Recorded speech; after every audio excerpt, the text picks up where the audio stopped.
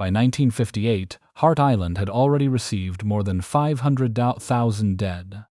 Around them stood a prison, hospital wards, a chapel, and even a Cold War missile base, a hidden municipal world built to manage everyone New York preferred to keep at a distance. Then the institutions closed, the buildings decayed, and a fire destroyed burial records. What remained was a cemetery holding more than 1 million people.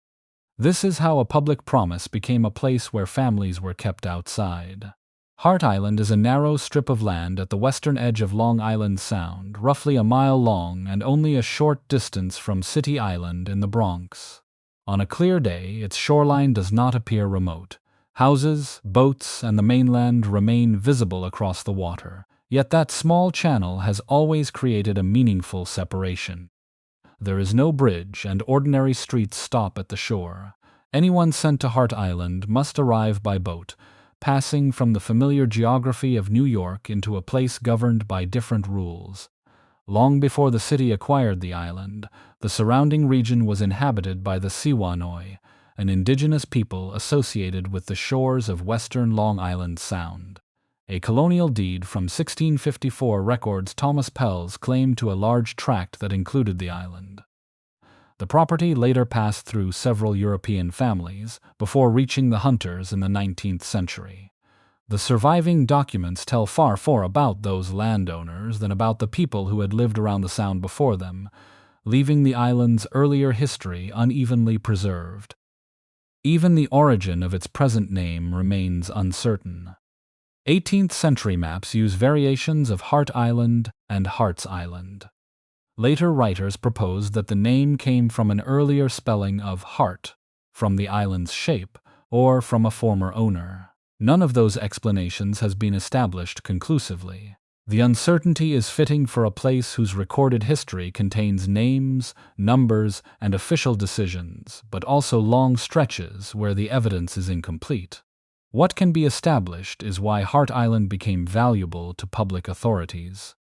By the middle of the 19th century, New York was expanding rapidly. Its harbor connected the city to the nation and the world, while steam transportation made nearby islands easier to reach. Hart Island was close enough for regular deliveries of food, equipment, and people. At the same time, the water provided a boundary that required little construction and was difficult to cross without permission. That combination made the island useful whenever government officials wanted proximity without full inclusion. It could support the city while remaining outside its daily life. Soldiers could train there, prisoners could be confined there, patients could eventually be isolated there. The same geography would later make it possible to carry the dead away from crowded neighborhoods without taking them beyond the city's control. Hart Island first entered major public service during the Civil War. In 1864, the United States Army used it as a recruitment and training station. Among the units organized, there was the 31st Regiment of the United States Colored Troops, formally organized on April 29 of that year.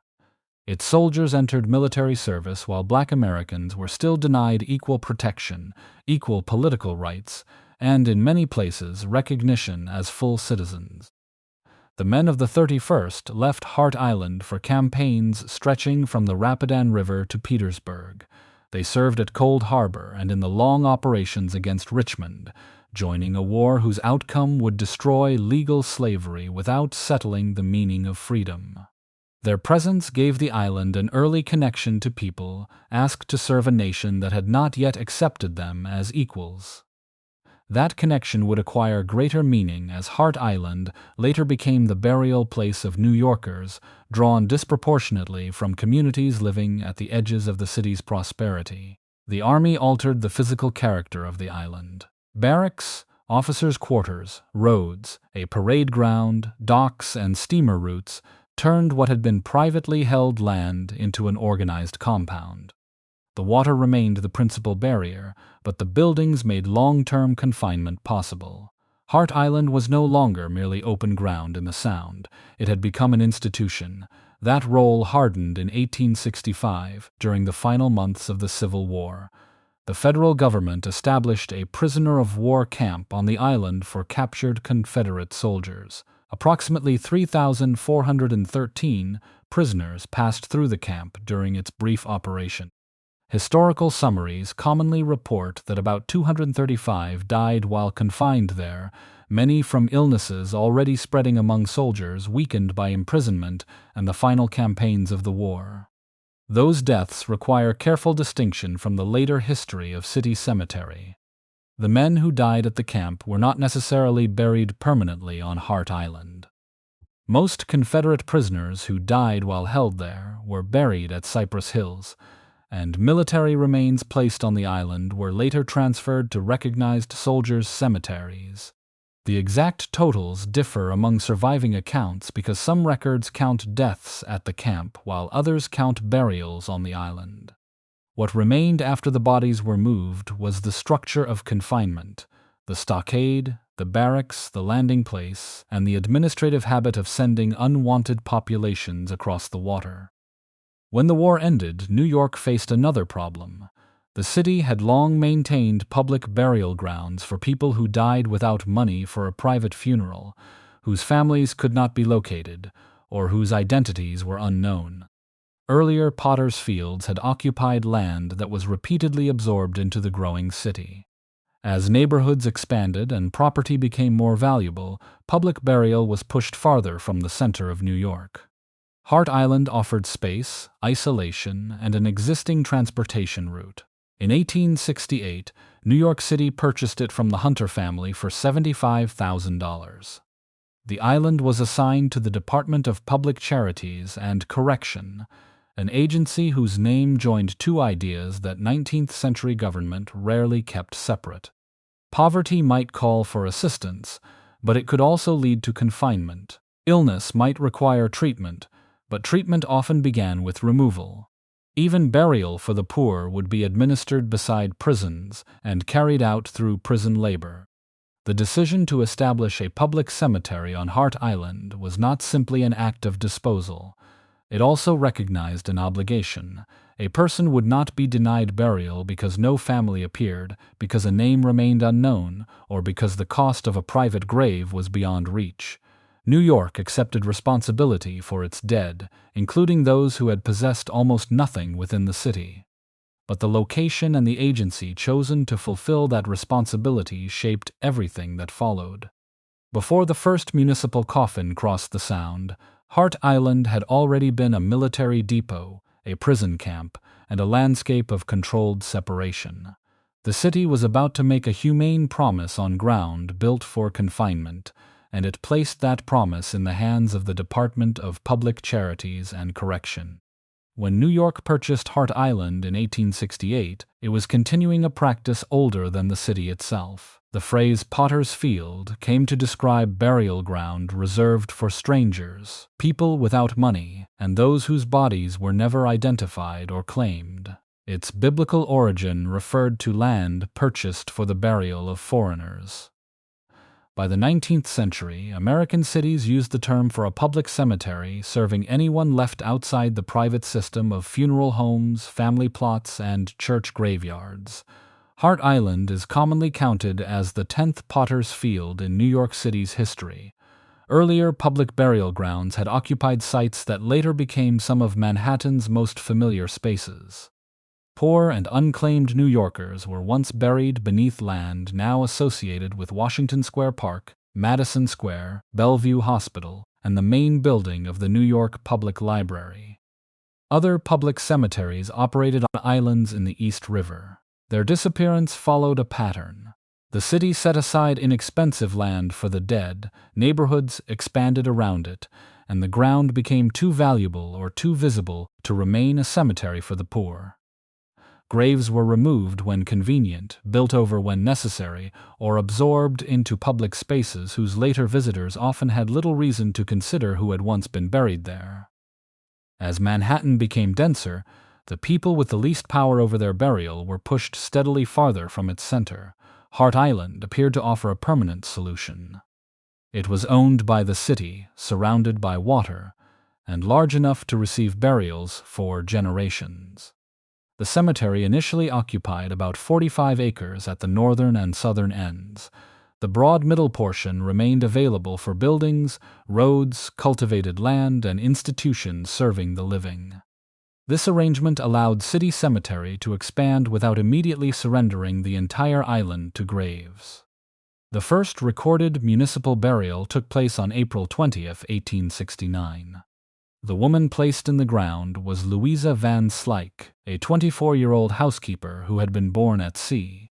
She died 10 days earlier at Charity Hospital on Blackwell's Island, the narrow island in the East River now known as Roosevelt Island. Records associated with her burial identify tuberculosis as the cause of death. Later retellings sometimes state that Louisa died of yellow fever, perhaps because Hart Island was used during a yellow fever outbreak the following year. The surviving evidence used by municipal historians and the Hart Island Project supports tuberculosis. The distinction matters because Louisa's story requires no embellishment. She was a young working woman who died in a public hospital and entered the city's burial system because no private arrangements removed her from it.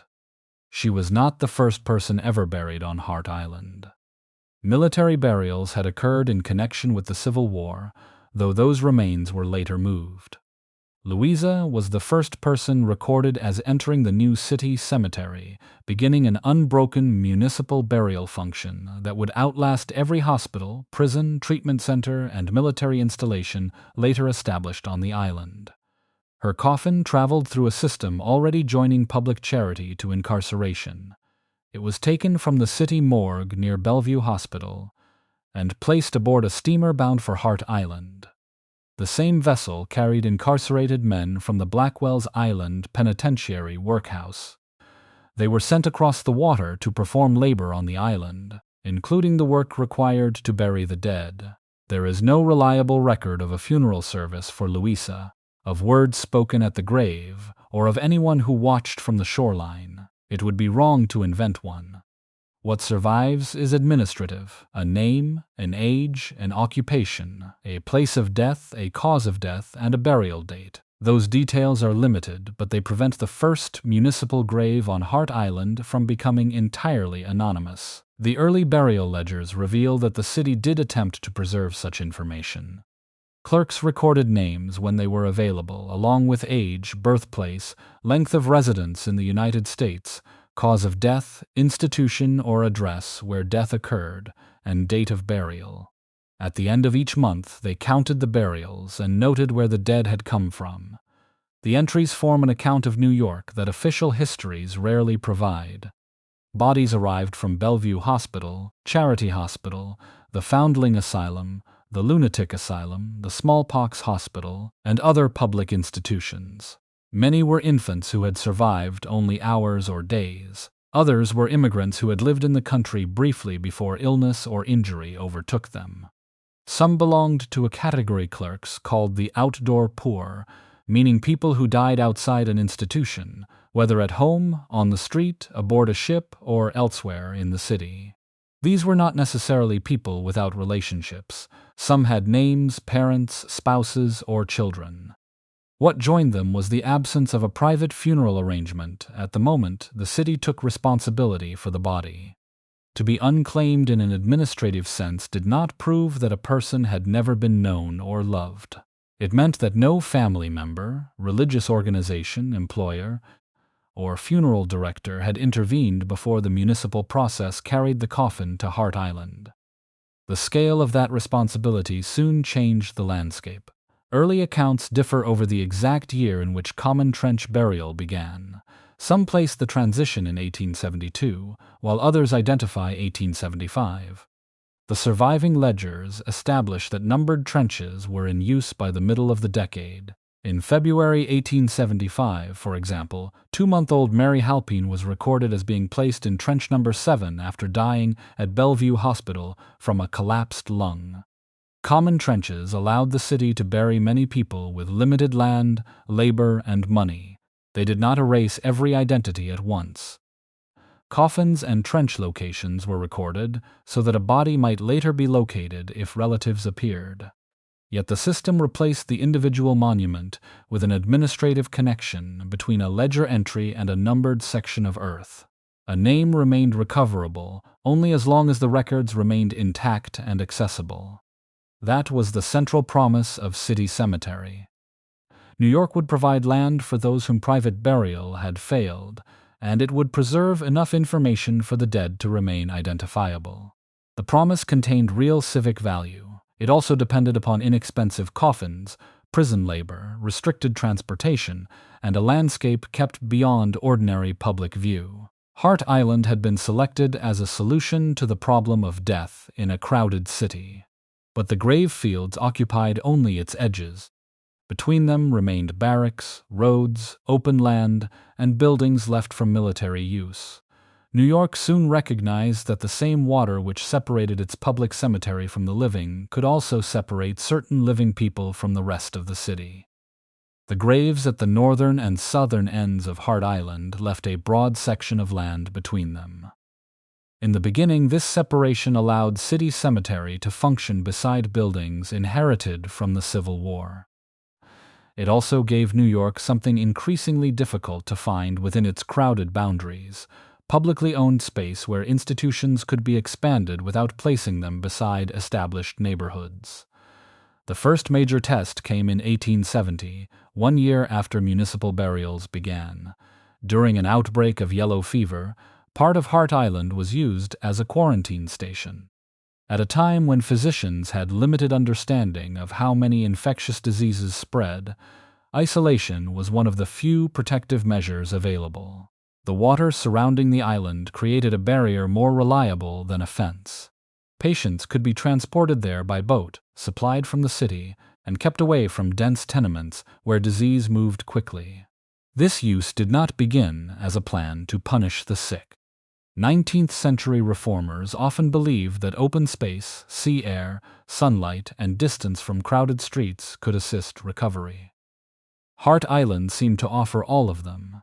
During the 1870s, convalescent facilities and a branch charity hospital appeared among the former military buildings. People who no longer required the most intensive hospital care could be sent there to recover before returning to the city. Yet medical isolation also carried a social consequence. Once a patient crossed the water, contact with family became more difficult. Visiting required permission, transportation, and time that many working families did not possess. The qualities that made Hart Island attractive to health officials also made the people placed there easier for the rest of New York to forget. In 1885, the city constructed a psychiatric facility for women known as the Pavilion. Its setting followed ideas common to institutional design of the period. Light, ventilation, open land, and separation from urban disorder were treated as parts of care. Compared with a crowded ward in Manhattan, an island building surrounded by grass and water could appear humane and progressive. The Pavilion nevertheless remained an institution of confinement. The women who lived there could not simply leave, and the water that was supposed to provide calm also widened the distance between patients and their communities. Their experiences were not identical, and the surviving records do not permit one description to stand for every patient. Some may have received shelter and medical attention unavailable elsewhere. Others entered a system in which poverty, disability, behavior, and psychiatric diagnosis could be difficult to separate. That uncertainty was built into the government responsible for Hart Island. The Department of Public Charities and Correction administered hospitals, almshouses, workhouses, prisons, and the public cemetery. Its structure reflected a 19th-century belief that many forms of dependency could be managed together. A person without housing, a patient with a chronic illness, a woman diagnosed with mental illness, and a man convicted of a minor offense might be legally distinct, yet all could pass through institutions governed by the same authority. In 1895, the city established a men's workhouse on the island. The workhouse was presented as something between a prison and a place of reform. Men serving short sentences were expected to labor, follow a strict routine, and acquire habits that officials associated with order and self-support. In practice, The institution further blurred the boundary between need and wrongdoing. Public drunkenness, homelessness, begging, and minor disorder could bring a man into a correctional system, even when poverty or illness lay beneath the offense. A reformatory for younger male misdemeanants opened in 1904.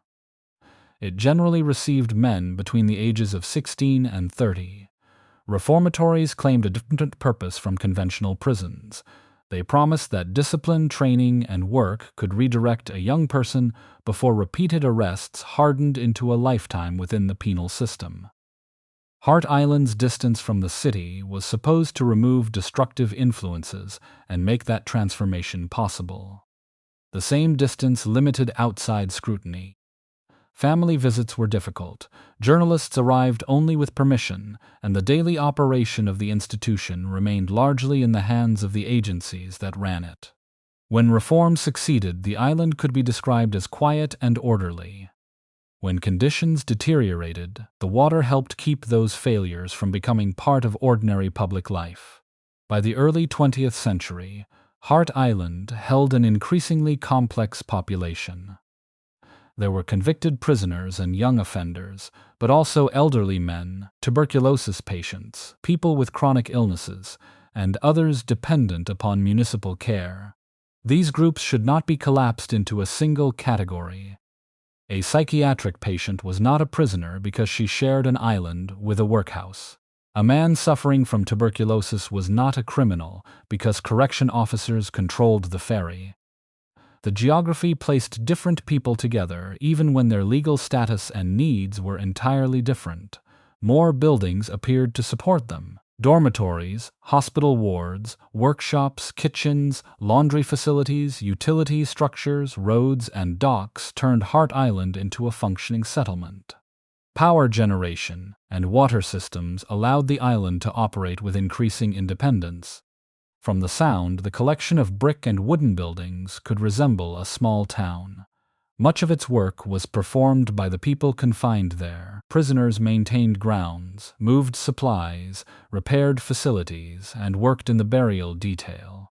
Institutional labor reduced the cost of operating Hart Island while placing the hardest tasks in the hands of people with little power to refuse. The cemetery was not separate from the workhouse. Its graves were part of the workhouse economy. The burial detail gave this arrangement its clearest form. Coffins arrived by ferry alongside supplies and new prisoners. Men under sentence carried the boxes, prepared the trenches, placed the dead, and covered them with earth. The city's obligation to bury those without private arrangements was fulfilled through the labor of another population living under municipal control. The promise of medical care also came under pressure. Hart Island continued to house tuberculosis and chronically ill patients after the disease became one of the leading public health concerns of the period. In 1917, a grand jury described the island's tuberculosis ward as unsuitable. Fresh air and separation were not enough when buildings, staffing, and treatment failed to meet the needs of the people inside them.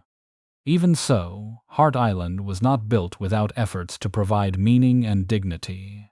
In 1931, construction began on a Catholic chapel intended to serve the large institutional population. Dedicated the following year, it offered one of the few spaces on the island created specifically for worship, ceremony, and reflection. Its presence acknowledged that prisoners, patients, and workers possessed spiritual lives that could not be reduced to their administrative classifications. The chapel would eventually outlast nearly every institution it had served. But by the time its doors opened, Hart Island had already become more than a cemetery with a few buildings between its graves. It had hospitals, dormitories, workshops, correctional facilities, utilities, roads, and its own transportation system. New York described these structures with the language of treatment, protection, discipline, and reform. With each addition, however, the island more closely resembled a complete city, built for people the larger city preferred not to see. By the middle of the 20th century, Hart Island no longer resembled an isolated cemetery with a few institutional buildings. It had become a complete municipal landscape. Hospital wards stood near dormitories and workhouses. A chapel, kitchens, workshops, utility buildings, roads, docks, and power facilities supported a population that changed whenever the city found a new use for the island. Burial fields continued to spread at the northern and southern ends, but the ground between them remained available for almost any purpose that required separation. The buildings made this flexibility possible. A hospital ward could become a dormitory. A prison building could hold patients or men undergoing treatment. Kitchens, laundries, electrical systems, and ferry service could support soldiers as easily as prisoners. Hart Island had no permanent community with the political influence to resist these changes. The city could reassign its structures without negotiating with neighbors, local businesses, or elected residents. The island belonged to whichever agency had an immediate need for it. During World War II, the incarcerated population under New York City's control was removed, and the federal government used Hart Island as a disciplinary barracks. Navy, Coast Guard, and Marine personnel accused or convicted of military offenses were confined there. At times, the population reached approximately 2,800 servicemen. The arrangement echoed the island's Civil War role, but the surrounding buildings were now more developed. Military prisoners could be housed, fed, guarded, and put to work within a compound already designed for institutional life. Beyond the fences and dormitories, the public cemetery remained active. Even as the island was reassigned to wartime use, coffins continued to arrive. Hart Island returned to the Department of Correction in 1946. The handover required no fundamental reinvention of the place. The same isolation that had served the Army and Navy also served the city's jail system. The buildings changed occupants, uniforms, and administrative names while retaining their essential function, keeping a controlled population beyond the ordinary reach of New York. 2 years later, the people assigned to bury the dead created one of the island's few permanent gestures of remembrance. Incarcerated workers approached the warden with a proposal to build a monument for those placed in the public cemetery without conventional funerals or individual headstones. With the cooperation of correction staff, they completed it in 1948. The monument rose approximately 30 feet above Cemetery Hill. A cross appeared on one side. On the other was a single word: peace. It did not list the names beneath the surrounding ground, nor could it mark every trench. Its significance came from who asked for it. The men who carried coffins and filled graves understood that the burial system provided little ceremony. They were officially present as laborers, yet they became the people who recognized that the dead deserved a memorial. The monument complicates any simple description of prison labor on Hart Island. The men who worked the burial detail had limited power over the conditions of their employment, their compensation, or their movement. At the same time, they were not indifferent figures passing through an administrative process. Their request suggests an awareness of the people they buried and of what the city had failed to provide. Where the institution offered only plot numbers, incarcerated workers placed a word of peace above the graves. Hart Island changed purpose again in 1950 when it was transferred to the Department of Welfare. The city used it to house homeless men and people struggling with alcohol dependency. Many had experienced a repeated cycle of arrest for public intoxication or disorder, short confinement, release, and arrest again. A treatment program on the island attempted to interrupt that cycle by providing medical and psychiatric care rather than another brief stay in jail. This was a meaningful change in language and intention. Alcohol dependency was beginning to be treated as a health problem rather than simply a failure of character or public order. Yet the program remained on the same remote island, inside buildings shaped by correctional use. Some men reached it through courts and custodial systems. Treatment and confinement continued to share the same architecture. A rising jail population brought the Department of Correction back in 1954. Once again, the city did not need to build a new institution from the ground up. Hart Island's dormitories, kitchens, workshops, and controlled ferry access could be returned to correctional use with relative ease. At nearly the same time, a different kind of fear arrived. The Cold War created concern that Soviet bombers might attack American cities, and the United States Army constructed rings of anti-aircraft missile sites around major urban centers. From roughly 1955 to 1961, Hart Island contained the launcher area for Battery NY-15. The installation held approximately 20 Nike Ajax missiles designed to intercept enemy aircraft. Target tracking and fire control were handled from nearby Fort Slocum and David's Island, while Hart Island contained facilities for assembling, testing, storing, and launching the weapons. Concrete military structures and underground storage areas appeared among a landscape already occupied by prisoners and graves. The combination was unusual but consistent with the island's history. New York placed there whatever it considered necessary but difficult to accommodate elsewhere. Tuberculosis had been separated by water. Poverty and minor offenses had been separated by water. Now part of the city's defense against nuclear-age attack was placed behind the same boundary. The jail closed in 1966. The following year, Phoenix House began using Hart Island as a residential drug treatment center. Addiction was again being reconsidered as a condition requiring sustained treatment, structure, and community rather than repeated punishment alone. Residents lived and worked together within the former institutional buildings, and the image of a phoenix was painted on the hospital structure as a symbol of recovery. The program represented another attempt to turn isolation toward rehabilitation. But the distinction between voluntary treatment and legal coercion remained uncertain for some residents. Changes in state law allowed courts to send people into treatment, meaning that the island's therapeutic mission still operated partly through the authority of the criminal justice system. Phoenix House left Hart Island in 1976. With no large residential program to replace it, most of the buildings fell silent. A small group of incarcerated men returned during the 1980s, but they were transferred away by 1991. The dormitories, hospital rooms, workshops, and treatment spaces were gradually abandoned to weather and vegetation. The records of the cemetery were also vulnerable. A fire in the late 1970s destroyed some burial documents from 1956 through 1960, and several years in the 1970s. Other ledgers suffered water damage. When surviving pre-1975 records were moved to the municipal archives in 1988, important gaps had already become permanent.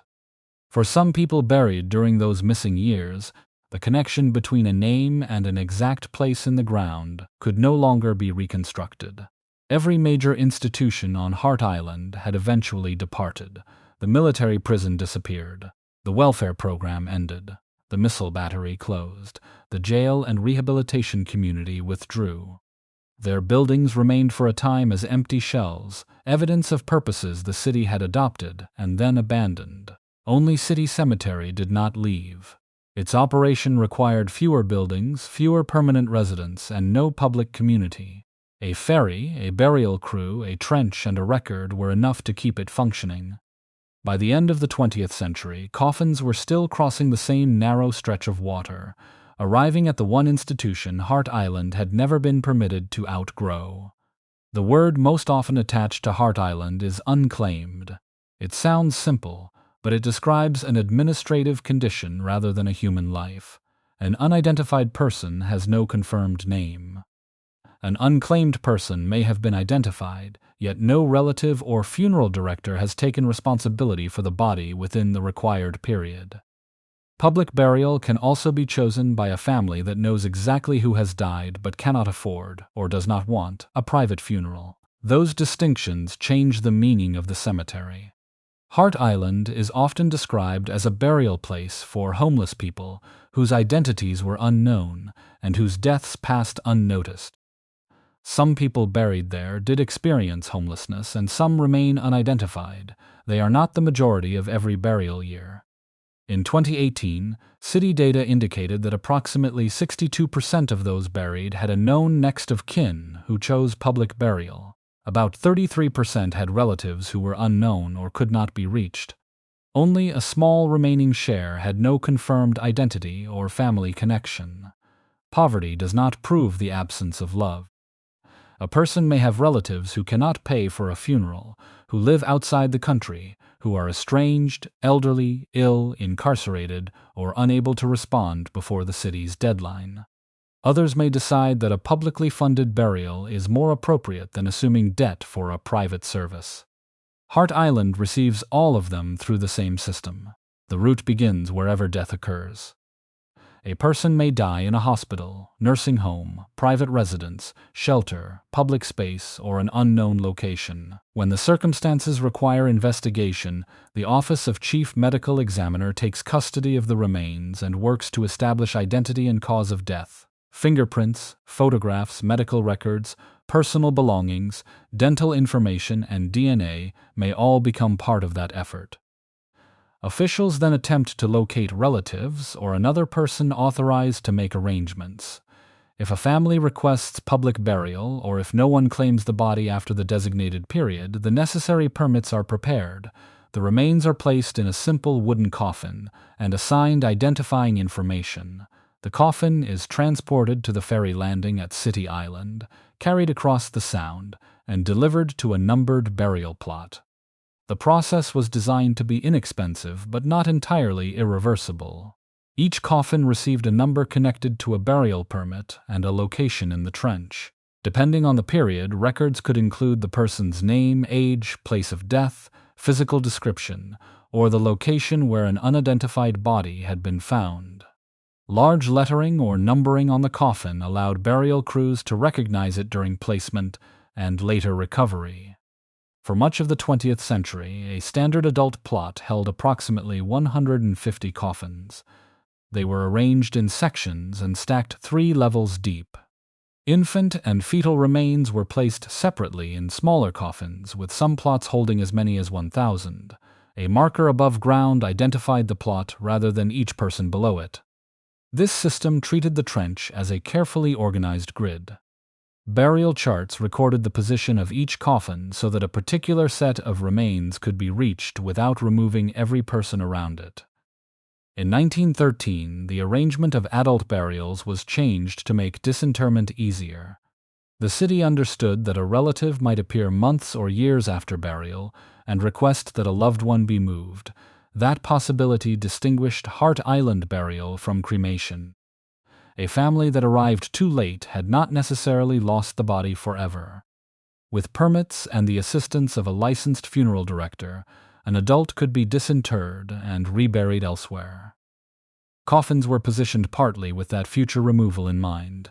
The system therefore attempted to serve 2 purposes that did not always fit comfortably together.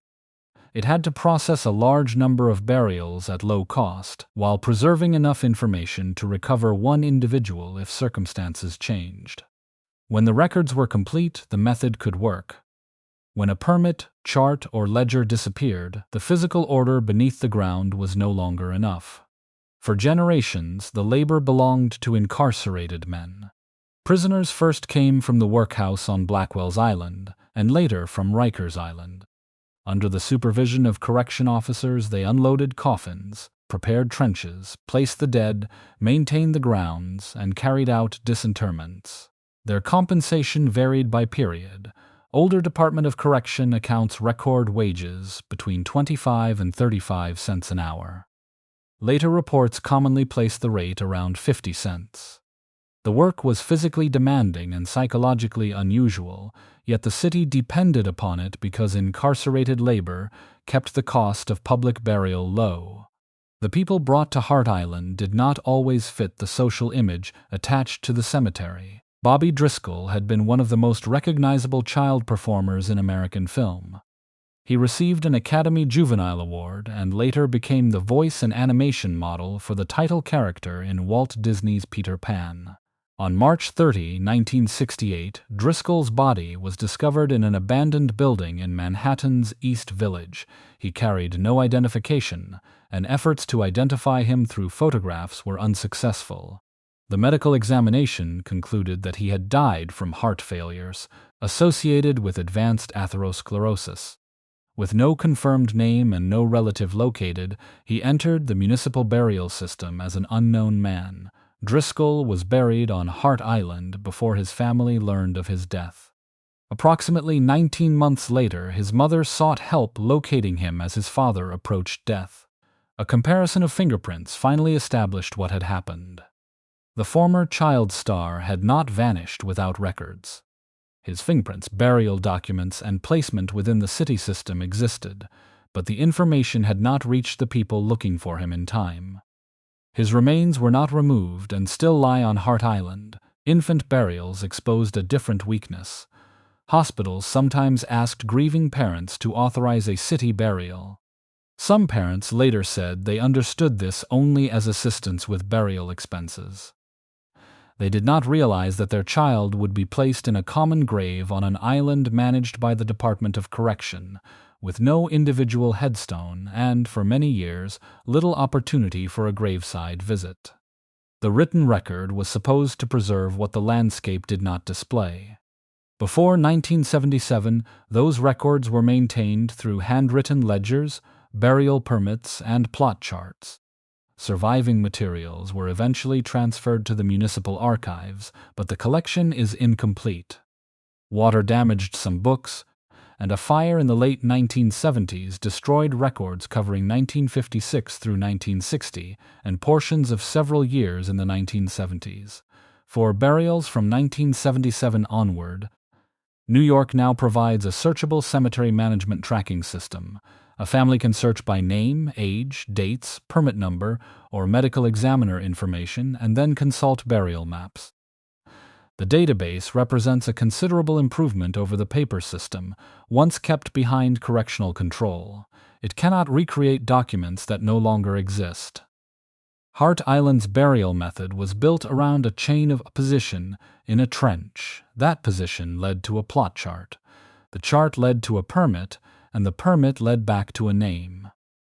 When every link survived, a person could be located and brought home. When one link disappeared, the orderly rows beneath the grass became something else, known burial ground containing people whose exact place could no longer be known. By the early 1980s, Hart Island had been receiving New York's public burials for more than a century. Its procedures were established, its trenches numbered, and its crews accustomed to handling bodies from hospitals, morgues, shelters, and city streets. The system had endured outbreaks of yellow fever, tuberculosis, and influenza, yet the arrival of people who had died from AIDS-related illness produced a response unlike the ordinary burial process. The first cases of the condition, later known as AIDS, were officially recognized in the United States in 1981. Physicians observed rare infections and cancers appearing in patients whose immune systems had been severely damaged. The cause was not immediately known. There was no effective treatment, and early public information was often incomplete or wrong. Fear spread faster than reliable medical understanding. Because many early cases were identified among gay men and people who used intravenous drugs, the epidemic became attached to existing prejudice. Patients lost employment and housing. Some were rejected by relatives, while others were cared for by families, partners, friends, nurses, and volunteer organizations that received little public recognition. Hospitals faced rising numbers of critically ill people, while government action remained slow and uncertain. Hart Island received those who reached the end of that process without private burial arrangements. Some had no relatives who could be found. Some had families unable to meet funeral costs. Others had relationships that the law did not fully recognize, leaving surviving partners with little authority over medical or burial decisions. A common grave could become the final result of poverty, legal exclusion, administrative delay, or rejection. In 1985, the first group of people officially classified by the city as AIDS victims was taken to a separate area at the southern end of Hart Island. Accounts generally describe approximately 17 early burials, though surviving summaries do not always use the same total. These bodies were not placed in the standard trenches with other public burials. Each was buried individually. The graves were dug approximately 14 feet deep near the limit of the machinery available to the burial crew. This extraordinary depth had no basis in the known burial practices for other infectious diseases on the island. It reflected anxiety that the bodies themselves might remain dangerous. The men assigned to handle those burials worked within the same atmosphere of uncertainty as the rest of the city. Protective clothing and separation were used not simply as routine precautions, but as defenses against a disease whose transmission remained widely misunderstood. The southern burial area became a quarantine within a cemetery already separated from New York by water. One of those graves received a concrete marker unlike any other on Hart Island. It reads SCB-1 1985. The city interprets the letters as Special Case Baby 1. New York's official history identifies the person beneath it as the first child in the city known to have died from an AIDS-related illness. No name appears on the marker. The child's identity has not been made public, and the surviving record does not provide a life story that can responsibly be reconstructed. There is no basis for inventing parents, a hospital room, or the circumstances of the child's final days. What remains visible is the classification given to the body. The word special did not function as a memorial. It identified a case the burial system considered exceptional. Baby 1 preserved an administrative position rather than a name. The marker records the point at which fear shaped the physical landscape of the cemetery, sending one small coffin deeper into the ground and farther from the others. By 1985, researchers had established that HIV was transmitted through specific exchanges of blood and certain bodily fluids. It did not spread through ordinary physical proximity, shared air, or casual contact. As medical knowledge became clearer, the special burial procedure could no longer be justified as a response to contagion. The separate deep graves were discontinued. People who died from AIDS-related illnesses were subsequently placed in the same common trenches used for other adult burials. In one sense, the change ended a visible form of segregation. In another, it made the full scale of the epidemic on Hart Island more difficult to determine. Burial records generally identified the person, date, permit, and plot. They did not consistently include cause of death. As a result, there is no complete list of everyone buried on Hart Island after dying from an AIDS-related illness. Researchers can sometimes connect names to death certificates, hospital records, obituaries, or accounts supplied by families, but those sources do not cover the entire cemetery. Thousands are believed to have been buried there during the epidemic. New York City Council describes Hart Island as likely the largest burial site for AIDS victims in the United States. The word likely is necessary. The scale is supported by the city's death toll and burial patterns, but the available records cannot produce a final number. The age of the people arriving on the island reveals part of what the missing count cannot. In 1978, the average age of adults and children buried there was approximately 60, already below the national average at death. During the AIDS epidemic, it fell sharply. In 1990, the average reached about 52. That decline represented lives ending decades earlier than expected. AIDS killed young adults at a rate that altered the age profile of an entire public cemetery. It also exposed inequalities present long before the disease appeared. People without stable housing, adequate insurance, legally recognized partners, supportive families, or money for private burial were more likely to enter the Hart Island system after death. It would be inaccurate to say they were all abandoned. Many had been cared for through long illnesses by people who remained beside them when public institutions failed. Some families wanted private funerals but could not afford them. Some surviving partners were denied the standing given to legal spouses. Others learned only later that someone they loved had died and been sent across the Sound. Once a burial took place, the physical location was difficult to reach. Hart Island remained under Department of Correction control. Relatives who confirmed that someone was buried there could not expect the access available at an ordinary cemetery. For years, visitors were generally kept away from the grave fields or limited to a memorial area at a distance. The isolated AIDS plots made that restriction especially consequential. A city that had separated these bodies out of fear also prevented much of the public from witnessing what it had done. The concrete marker at the southern tip remained almost entirely outside public view. In the early 1990s, two artists received permission to enter Hart Island and photograph its graves and abandoned buildings. Their work would begin a much longer effort to connect names with plot numbers and families with the ground from which they had been excluded. The next transformation of Hart Island would not begin with a hospital, a prison, or a city agency. It would begin with people who refused to accept that a burial record was enough. For most of its history, Hart Island was not administered as a cemetery that happened to contain correctional facilities.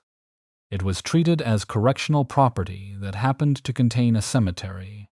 The distinction determined who could enter, what identification they needed, where they could walk, and how close they could approach the graves.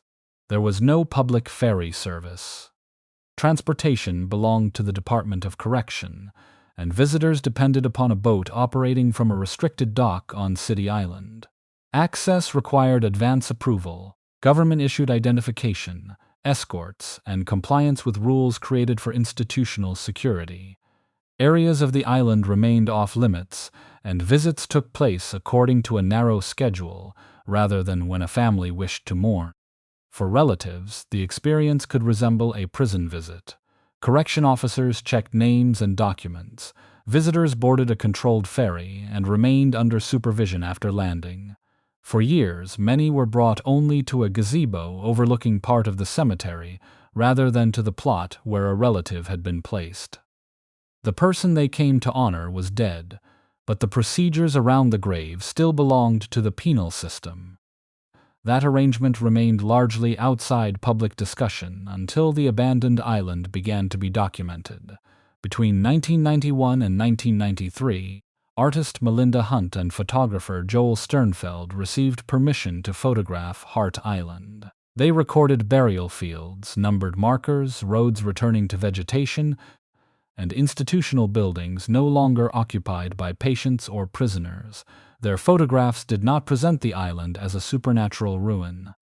The buildings had histories that could be identified, and the graves belonged to people whose names often survived in government files.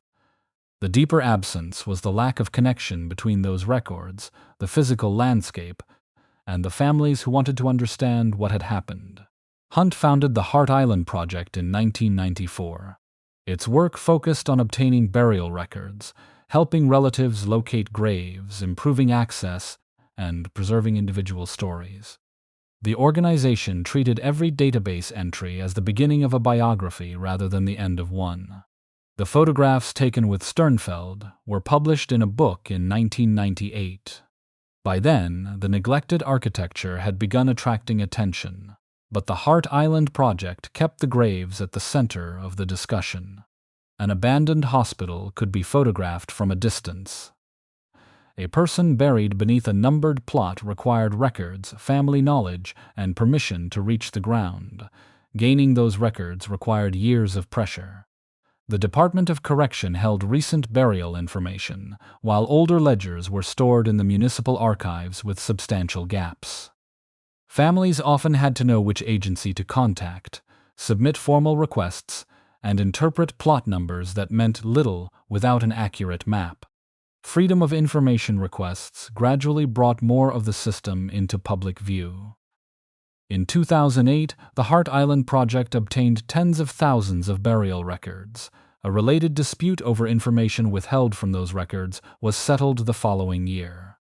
Each release demonstrated that the city possessed data capable of helping families, even while access to that data remained more difficult than it would have been at a conventional cemetery. In 2013, New York adopted legislation of correction to publish an electronic database covering Hart Island burials from 1977 onward. The department was also required to make its visitation policy publicly available. These measures did not repair the missing records from earlier decades, but they ended the expectation that families should search through a correctional bureaucracy without a public guide. The Hart Island project developed another form of memorial. Its traveling cloud museum connected names and plot numbers with photographs, documents, and stories submitted by people who had known the dead. An administrative map became a place where a burial entry could acquire a face, a relationship, or a piece of music. The absence of an individual headstone no longer had to mean the absence of an individual record. Digital access did not resolve physical exclusion. In 2013, a group of women sought permission to visit the graves of children who had been buried on Hart Island. Some had authorized a city burial years earlier without understanding where their children would be taken or how difficult it would be to reach the site. Knowing a plot number did not give them the right to stand beside it. The women could be admitted to the memorial gazebo, but the grave fields remained under correctional restrictions. Their effort exposed the central contradiction of Hart Island. New York had accepted responsibility for the burial, yet resisted the ordinary consequence of that responsibility, allowing relatives to visit the dead. In December 2014, the New York Civil Liberties Union filed a federal class action lawsuit challenging the city's gravesite policy. The case was brought on behalf of relatives and others with close connections to people buried on Hart Island.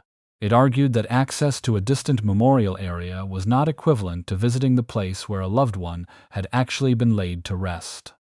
The city settled the case in July 2015. Under the agreement, family members and their guests could visit grave sites on one weekend day each month. The Department of Correction would provide ferry transportation, escort visitors for safety, maintain burial and location information, and permit families to leave small mementos such as flowers, prayer cards, flags, blankets, and stuffed animals. The settlement did not immediately make Hart Island an open cemetery. Visits still required registration and remained limited by ferry capacity, schedule, weather, identification rules, and supervision.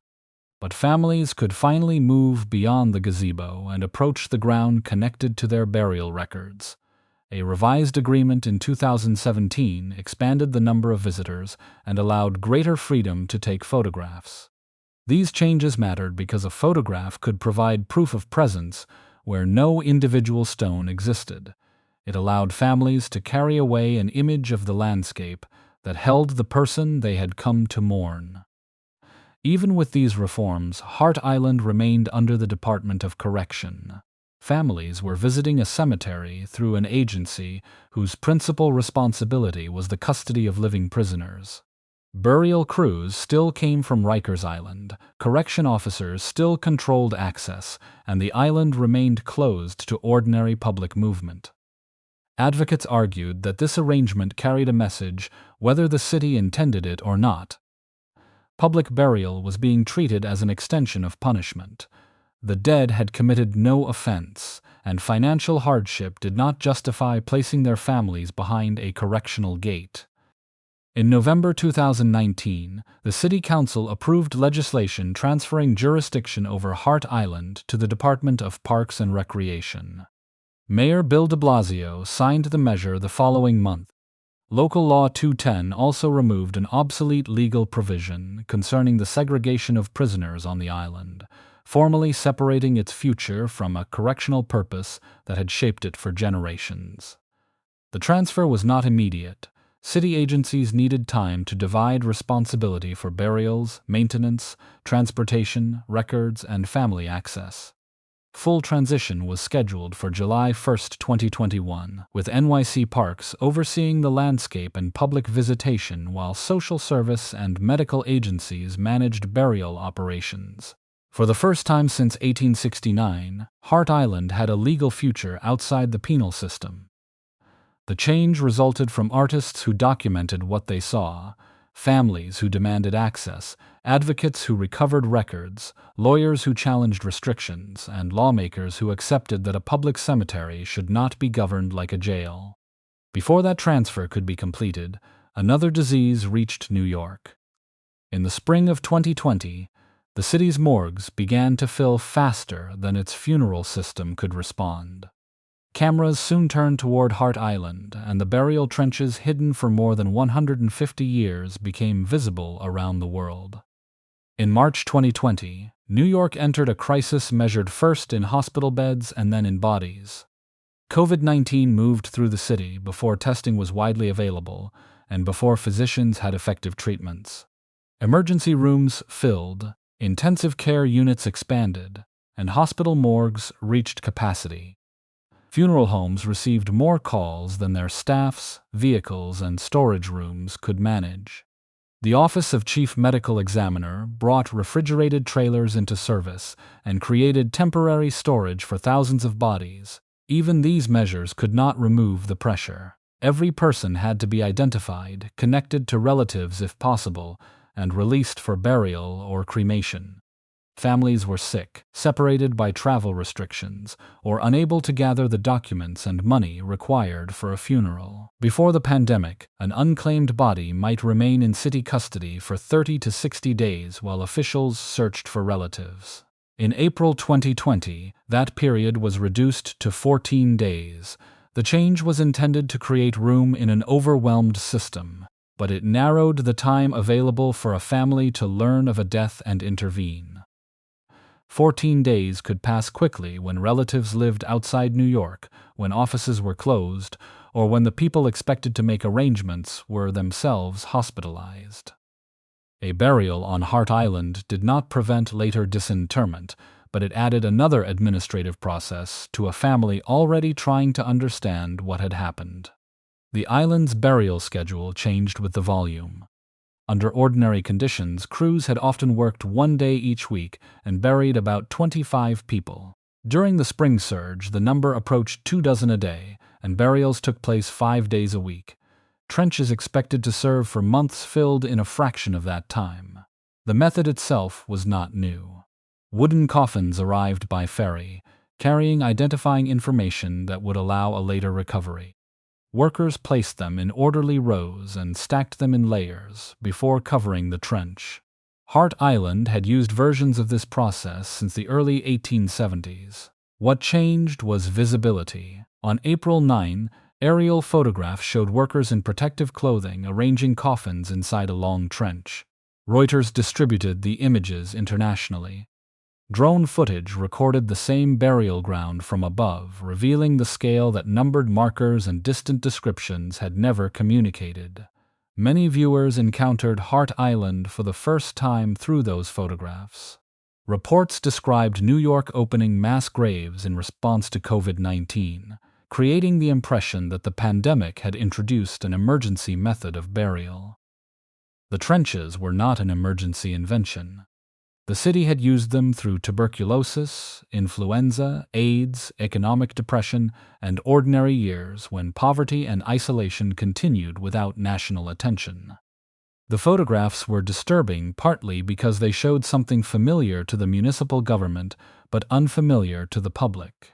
For more than 150 years, the water and correctional restrictions had prevented most New Yorkers from seeing how public burial was performed. The pandemic did not create the system. It removed the distance that had protected the system from observation. It also ended one of Hart Island's oldest practices. In April 2020, the Department of Correction stopped using incarcerated workers for burials, citing health concerns and the need for physical distancing. COVID-19 was already spreading within the jail population and among corrections staff. Transporting work crews from Rikers Island created additional risk. The city turned to civilian contract labor. The transition was made during an emergency rather than through a planned reconsideration of prison work, but it became permanent. For the first time since City Cemetery opened, the burial of New York's public dead no longer depended directly upon incarcerated men. The number of people buried in 2020 varies among published accounts because the totals measure different things. By the end of October, more than 2,000 burials had been reported. Later examinations identified approximately 2,334 adult interments, while a subsequent academic dataset counted about 520 records for the year under its criteria. Dates of death: Dates of burial, inclusion of infants, and later disinterments can change the result. The safest conclusion is also the clearest. Hart Island received more than twice as many burials in 2020 as it had in the previous year. The increase exceeded the highest annual totals recorded during the AIDS epidemic. It would still be inaccurate to describe everyone buried that year as a confirmed COVID-19 victim. Some died from other causes during the same period. Others died before testing could establish an infection. A person's burial record might identify a date and location without including cause of death. The images documented the effect of the pandemic on the city's burial system, not a separate trench containing only people confirmed to have died from the virus. Ellen F. Torren was one of the New Yorkers carried across the Sound. She died in Queens during the first months of the crisis and entered city custody when no private arrangements were completed in time. She was buried on Hart Island while public administrators continued investigating her affairs. That investigation eventually established that Torren was Jewish. The information mattered because Jewish burial practice generally requires prompt burial in consecrated ground and places importance on keeping the body intact. The Hebrew Free Burial Association helped arrange for her removal from Hart Island. On June 26, workers located the numbered coffin, opened the trench, and recovered it. Torren was then reburied in a Jewish cemetery. Her return demonstrated why the system preserved coffin locations and permitted disinterment. It also showed what was required to reverse a public burial. Someone had to continue searching after the municipal process considered its work complete. Dozens of people buried during the pandemic were later claimed and removed. Others remained because no relative appeared, because families chose public burial, or because a second funeral was beyond their means. Their different circumstances could not be read from an aerial photograph. Research published in Scientific Reports in 2026 placed those burials within a broader pattern. The investigators compared Hart Island records with mortality data from before and during the pandemic. They found that the rise in public burials was much steeper than the city's overall increase in deaths and was concentrated among people living with greater economic and social disadvantage. The epidemic, therefore, did not distribute anonymity evenly. New Yorkers with secure housing, financial resources, accessible relatives, and established funeral arrangements were more likely to remain within private systems after death. Those already living with instability were more likely to pass through an overburdened morgue and reach Hart Island. COVID-19 also arrived during a transition already approved by law. The decision to remove Hart Island from correctional control had been made in 2019. On July 1, 2021, management formally passed from the Department of Correction to NYC Parks and the Department of Social Services. Responsibility was divided. Parks took charge of the landscape and visitor access. The Human Resources Administrations managed burial and disinterment operations. The Office of Chief Medical Examiner continued identification work, while health agencies maintained permits and death records. No correctional agency controlled the cemetery, and incarcerated labor did not return. The transfer ended penal management, but it did not automatically create a memorial landscape. Common trenches remained active. Most graves still had no individual marker. The abandoned buildings continued to deteriorate. Shoreline erosion threatened parts of the island, and available burial ground was becoming limited. New York had finally changed who controlled Hart Island. It had not yet decided what the island should become. Removing Hart Island from correctional control answered one question and exposed several others. The island was no longer a jail property, but it remained an active cemetery, a landscape of institutional ruins, and the resting place of more than 1 million people. Each identity carried a different obligation, and preserving one could place the others at risk. In 2016, state preservation officials determined that the entire island was eligible for inclusion in the state and national registers of historic places. The finding recognized its association with the Civil War, public burial, incarceration, medicine, social welfare, and institutional architecture. Eligibility, however, did not place every building under permanent protection. It established historical importance without supplying the money or legal authority required to save each structure. By then, decades of abandonment had already decided much of the outcome. Water entered through damaged roofs. Vegetation pushed into walls and foundations. The pavilion, workhouse, hospital buildings, and utility structures deteriorated through storms, salt air, vandalism, and deferred maintenance. Some had partially collapsed before preservation could move beyond discussion. In 2021, the Department of Buildings issued an emergency order authorizing the demolition of 18 structures considered unsafe. By 2023, the city reported that approximately 15 of the 19 remaining buildings had been removed. Their disappearance cleared hazards and reduced the cost of stabilizing an island without ordinary utilities or road access. It also eliminated physical evidence that could not be recovered through photographs alone. The demolished buildings had contained psychiatric patients, young offenders, prisoners, homeless men, tuberculosis patients, military detainees, and residents of Phoenix House. Their walls documented changing ideas about treatment, punishment, and dependency.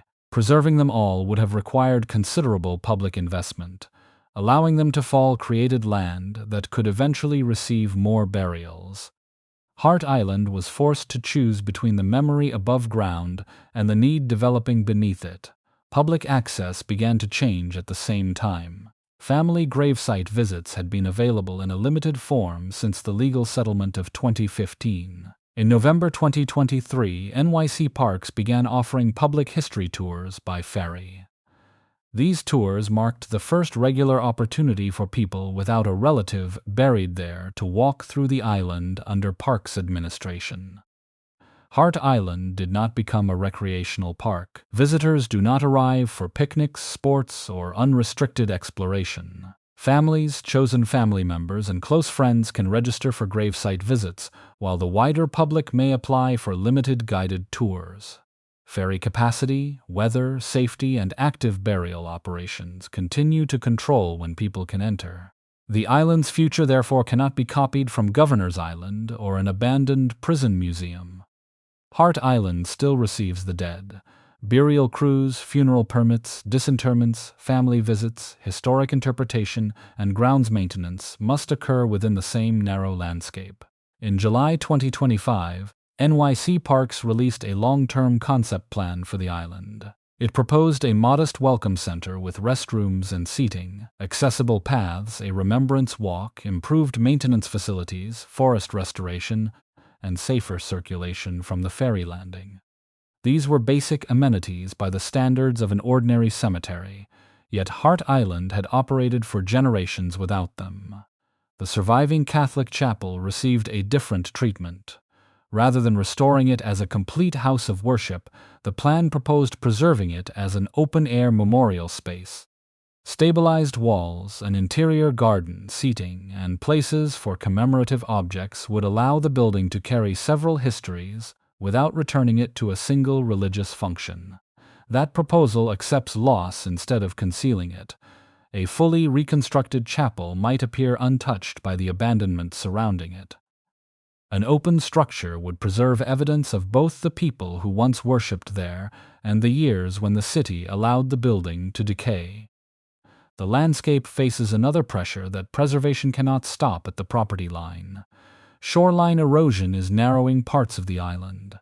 Storm surge can damage docks, roads, utilities, and burial ground. Rising sea levels will make those risks more severe.